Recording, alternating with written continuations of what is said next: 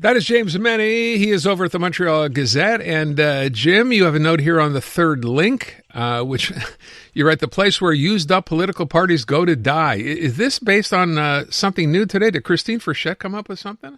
Well, yeah, she's finally taken a position on this. What as far as the CAQ is concerned, is a central issue for all of Quebec, which is how are they going to connect the cities of Lévis and Quebec City with a third link.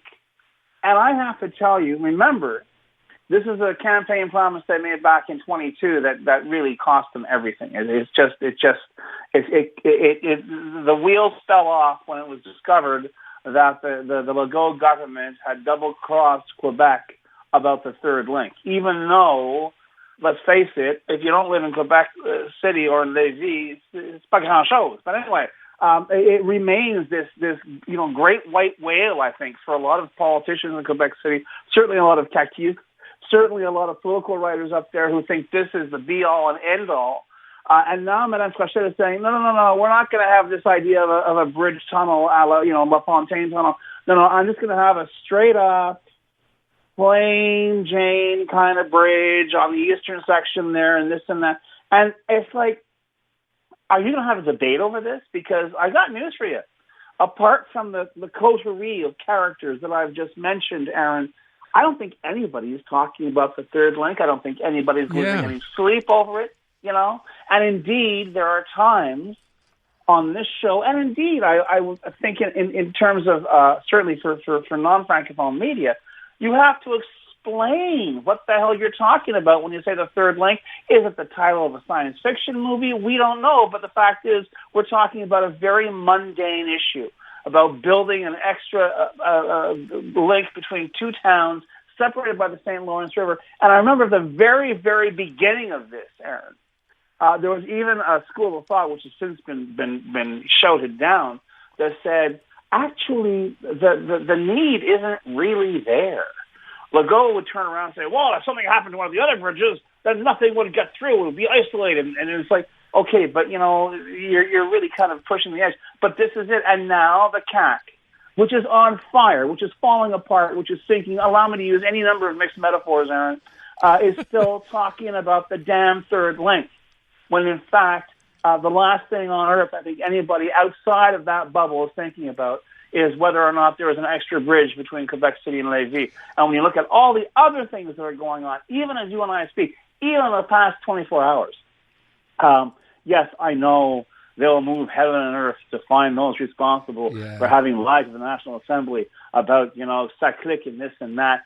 I think a lot of people have already rolled their eyes over that one, saying, "Yeah, good luck with that." I'm sure you'll be hunting them down relentlessly for years to come. But I don't think there's much of an expectation that there's going to be any consequences on this, because there rarely are consequences ever for anything that gets screwed up in Quebec, especially by the Legault government.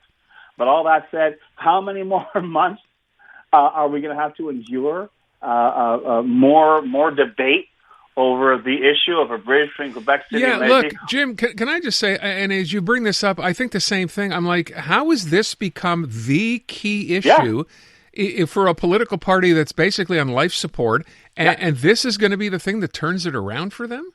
Yeah, but this, I really think, and we've had the conversation before on other topics, but about politics in general, how sometimes when you spend too much time in the bubble, when you're a little too inside the insider game, you begin to lose touch with what people are actually talking about. You begin to lose touch with what people are concerned about. And you and I probably feel a little embarrassed having to repeat over and over again that the number one issue is financial, that it's affordability, that it's this, that it's that. And you think, well, why, how blind do you have to be for us to have to try and remind you of that? But the fact of it is, you listen to what's coming out of Quebec City on a regular basis. You have to remind these people all the time, because left to their own devices, that is a very, very closed sandbox, which may explain a lot of the problems we're facing here in La Belle Province. Very much seems to be you can't see the forest for the trees sort of situation, doesn't it? I mean, as far as they're concerned, I don't get it. It's just the forest was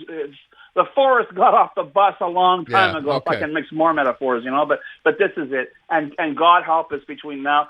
You really have to wonder what the actual debate for the coming general election is going to be. Yeah. What is the election question going to be? Because I have a sneaking suspicion it's not going to be anything that you or I, our listeners, or average Quebec taxpayers are talking about. That'd be something. All right.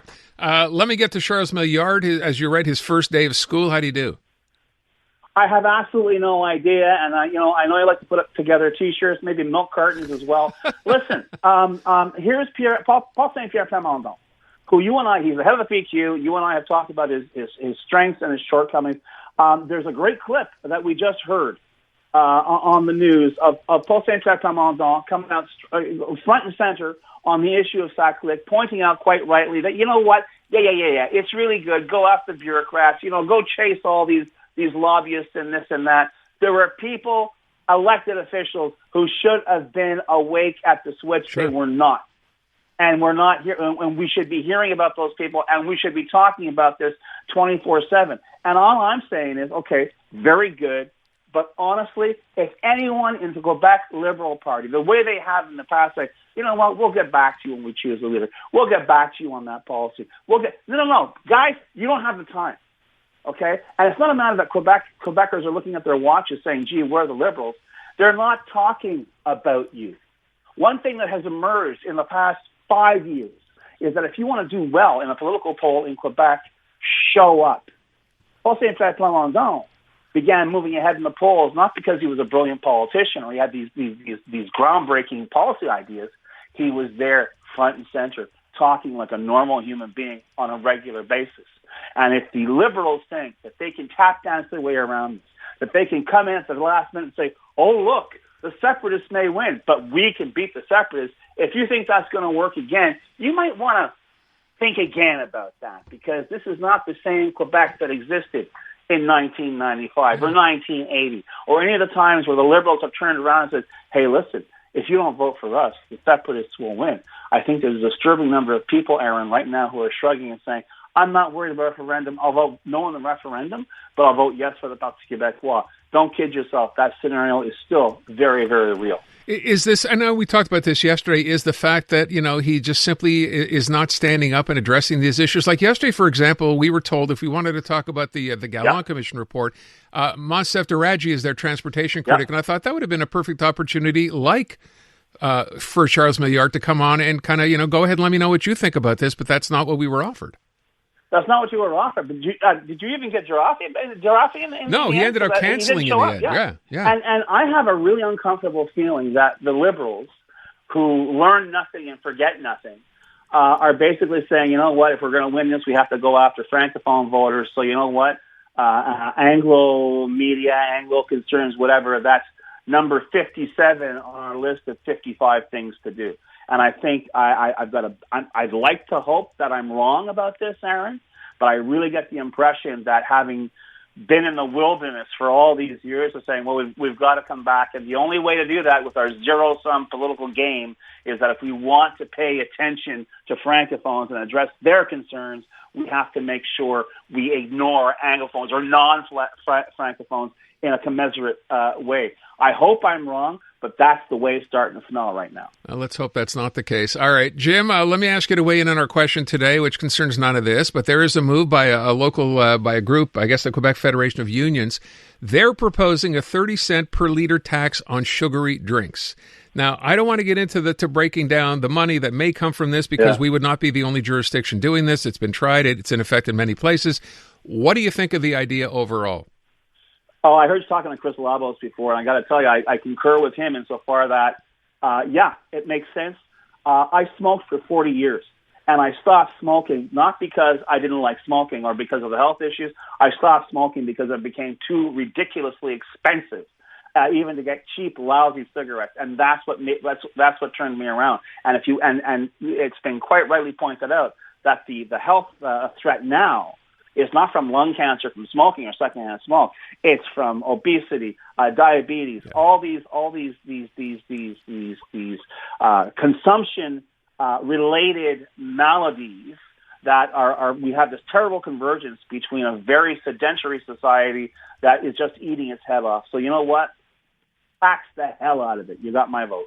All right, and that's where we'll pick up from. James Mennie at the Montreal Gazette. Thank you, Jim. I'm Dylan Playfair. And I'm Tyler Smith. We're putting loneliness in the penalty box by talking to some of our favorite athletes about the importance of friendship. This is Bromance. Bromance is brought to you by Charm Diamond Centers, proudly Canadian-owned and operated. Charm has been part of your love stories and bromances for over 50 years. And you can find Bromance on the iHeartRadio network or wherever you get your podcasts.